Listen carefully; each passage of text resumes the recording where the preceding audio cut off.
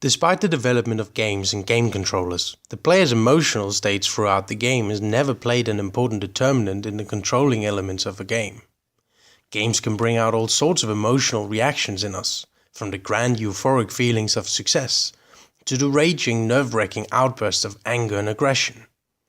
These emotional reactions of arousal when playing games have throughout time been kept separate from the game itself.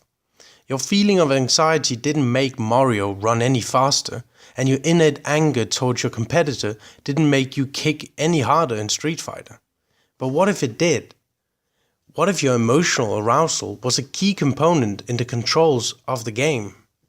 What if you had to be calm to be successful in your assassinations or the aim of your rifle?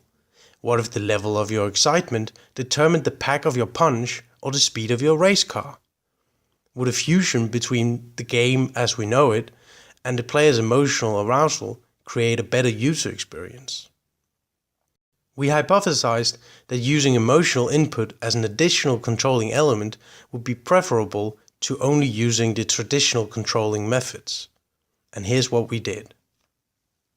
A classical first-person shooter game was designed and developed.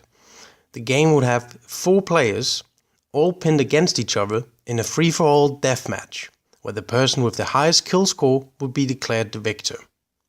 Besides the normal controls of a first-person shooter game, each player additionally had the abilities to turn themselves less visible to their opponents or to increase their movement speed. The game was tested with 2 different methods of controlling these additional abilities.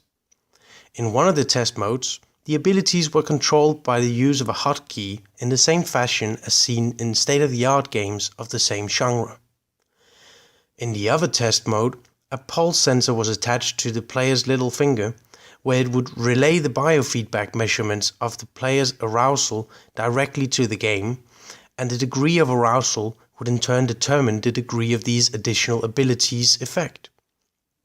If the player were measured to be calm and relaxed, he would be almost invisible but receive no movement speed bonus, while if the measurement read a high sense of arousal, the movement speed bonus would follow accordingly along with the loss of the invisibility.